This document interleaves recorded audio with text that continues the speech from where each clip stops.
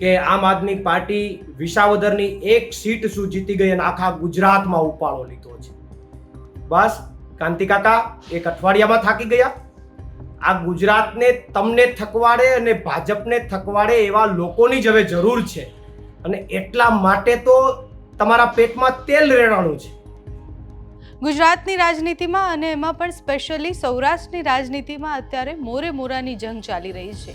કાના versus Gopal એટલે કાંતિ Amrutiya versus Gopal ઇટાલિયાની એ જંગમાં કોણ રાજીનામું આપશે કે કેમ, કે માત્ર કહેવા ખાતરની વાતો છે, એ બધા જ પ્રશ્ન છે. પણ અત્યારે સૌરાષ્ટ્રના લોકો અને આખા ગુજરાતથી જે લોકો સમાચાર જોઈ રહ્યા છે એ લોકો વિચારી રહ્યા છે કે આ નેતાઓ શું કરી રહ્યા છે. બધાને એવું થઈ રહ્યું છે કે આપણે સમાચાર જોઈ રહ્યા છીએ કે પછી આ એન્ટરટેનમેન્ટનો એક સોર્સ થઈ ગયો છે.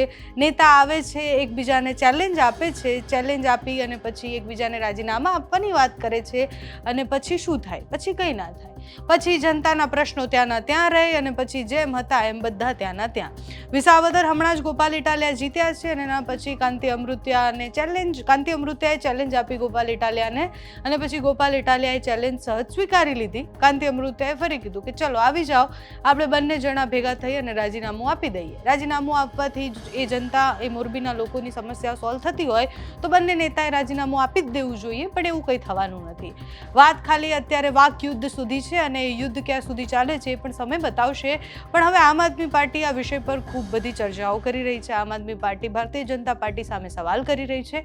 આમ આદમી પાર્ટી વિસાવદર જીતી એના પછી સતત પ્રચાર કરી રહ્યા છે કે 2027 અમે જીતવાના છીએ, ભારતીય જનતા પાર્ટીના વિકલ્પ તરીકે અમે જ છીએ, કોંગ્રેસ વિપક્ષ તરીકે પણ અત્યારે ક્યાંય નથી દેખાઈ રહી. અને આ બધી જ વાતોની વચ્ચે ગોપાલ ઇટાલિયા જેટલા ચર્ચામાં આવે છે એટલે અમુક વાર લોકોને એવો પણ વિચાર આવે કે ભારતીય જનતા પાર્ટીના નેતા જ ગોપાલ ઇટાલિયાની ચર્ચાઓ વધારે કરાવડાવે છે. બાકી વિસાવદર જીત્યા પછી ગોપાલ ઇટાલિયા તો પોતાના કામે લાગી ગયા છે. ત્યાંના ધારાસભ્ય બન્યા પછી અલગ અલગ જગ્યાએ જઈ અને સમસ્યાઓ જોઈ રહ્યા છે. પણ હવે વિસાવદર જીતેલા ગોપાલ ઇટાલિયાને મોરબી સાથે શું લેવા દેવા, અને મોરબીમાં એ જંગ લડવા માટે કેમ બંને ભેગા થઈ રહ્યા છે એ પ્રશ્ન છે. આમ આદમી પાર્ટીના નેતા પ્રવીણ રામની એક પ્રતિક્રિયા સામે આવી છે. એ પ્રતિક્રિયામાં એ એવું કહે છે કે કાના કાકા તમે જે કહી રહ્યા છો ને સાવ ખોટું છે. એટલે જે દિવસે ગોપાલ ઇટાલિયાએ પ્રતિક્રિયા આપી એમને કહ્યું હતું કે સીઆર પાટીલ અંકલને તમે મળવા ન જતા, અને હવે પ્રવીણ રામે કહ્યું છે કે કાના કાકા તમે વિચારીને બોલો, તમે જે બોલ્યા છો રાજીનામું આપવાની દૂરની વાત છે, પણ મોરબી એટલે વિસાવદરની જીત પછી ભારતીય જનતા પાર્ટી બોખલાઈ ગઈ છે અને એનું આ ઉદાહરણ છે એવું પ્રવીણ રામનું કહેવું છે. આમ આદમી પાર્ટી તરફથી આવતી પ્રતિક્રિયાઓ અને મોરબીમાંથી જે સતત, એટલે અમે કાંતિ અમૃત્યાને પણ ફોન કર્યો હતો, એમની સાથે વાતચીત કરવાનો પ્રયાસ કર્યો છે. કાંતિ અમૃત્યા અને ગોપાલ ઇટાલિયા એક્ઝેક્ટલી શું કરવા માંગે છે ખબર નથી, પણ સમાચાર છે અને નેતાઓ એકબીજા સામે લડતા હોય અને જનતા માટે લડતા હોય તો ખૂબ સારું, જનતાના સુખાકાર માટે લડતા હોય તો ખૂબ સારું. પણ અત્યારે જંગ મોરે મોરાની છે. એ બંનેની જંગમાં તમને શું લાગે છે, કોણ મજબૂત છે, કોણ રાજીનામું આપી શકે છે, એ અમને કમેન્ટ્સમાં જણાવજો. પણ અત્યારે પ્રવીણ રામે જે કાના કાકાને સંદેશો આપ્યો છે તે સાંભળો. નમસ્કાર મિત્રો.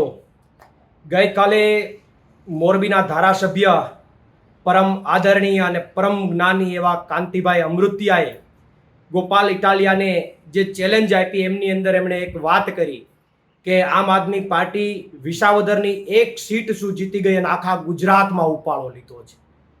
બસ કાંતિ કાકા એક અઠવાડિયામાં થાકી ગયા. આ ગુજરાતને તમને થકવાડે અને ભાજપને થકવાડે એવા લોકોની જ હવે જરૂર છે, અને એટલા માટે તો તમારા પેટમાં તેલ રેડાણું છે.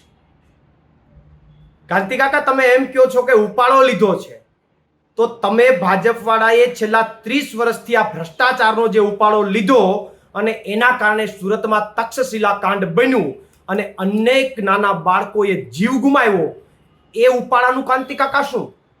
તમે આ ભાજપવાળાએ છેલ્લા 30 વર્ષથી જે ઉપાડો લીધો અને એના કારણે તમારી જ વિધાનસભામાં મોરબીમાં ઝૂલતા પુલ તૂટ્યો અને 135 જેટલા નાના માસૂમ બાળકોના જીવ ગયા, એ ઉપાડાનું કાંતિ કાકા શું? એ ભૂલી ગયા તમે? તમે આ ભાજપવાળાએ છેલ્લા 30 વર્ષથી જે ભ્રષ્ટાચારનો ઉપાડો લીધો અને એમના કારણે તાજેતરમાં 2 દિવસ પહેલા જ ગંભીરા બ્રિજ તૂટ્યો અને 13 જેટલા લોકોના મૃત્યુ થયા, એ ઉપાડાનું કાંતિ કાકા શું? તમે આ ભાજપવાળાએ છેલ્લા 30 વર્ષથી જે ગુજરાતમાં ઉપાડો લીધો અને એના કારણે નલ સે જલ યોજના હોય, પેપર ફૂટવાની ઘટના હોય, મનરેગાની ભ્રષ્ટાચારની ઘટના હોય, તમામ રોડ રસ્તાઓમાં ભ્રષ્ટાચાર હોય, તમામ કચેરીઓમાં ભ્રષ્ટાચાર હોય, આ તમારા 30 વર્ષના ઉપાડા કાંતિ કાકા તમે કેમ ભૂલી જાઓ છો? અને વાત રહી બીજી કે તમે માનનીય ગોપાલભાઈ ઇટાલિયાને ચેલેન્જ આપી, પહેલી વાર ચેલેન્જ આપી ત્યારે તમારા શબ્દો એવા હતા કે ગોપાલ ઇટાલિયા અહીંયા આવીને બતાવે, હું રાજીનામું આપી દઉં અને જીતે તો 2 કરોડ રૂપિયા આપવું. ત્યારે તો તમે એવું કઈ નથી વાત કરી કે આપણે 2 રાજીનામા આપીએ. પણ જેવું ગોપાલભાઈ ઇટાલિયાએ તમારી ચેલેન્જને સ્વીકારી, તમારા સ્વર બદલાઈ ગયા કાંતિ કાકા કે ના ના, હવે હું એકલો નહીં, આપણે બંને રાજીનામા આપીએ. કેમ કાંતિ કાકા?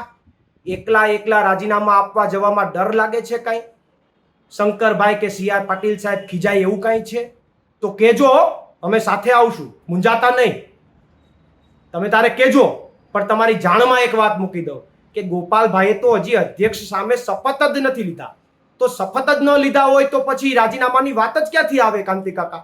એટલે તમે એકલા રાજીનામું આપી આવો, ક્યાંય ડર લાગે તો કેજો, અમે સાથે આવશું, એમાં કઈ વાંધો નહીં. વાત રહી બીજી, તમે એમ કીધું કે ગોપાલભાઈ જીતે તો 2 કરોડ મારા તરફથી.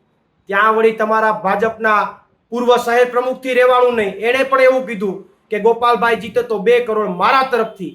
હવે મારે તમને બેયને પ્રશ્ન કરવો છે કે આ 2 કરોડ તમારી પાસે રોકડા તમે આપવાના છો કે ચેકથી આપવાના છો?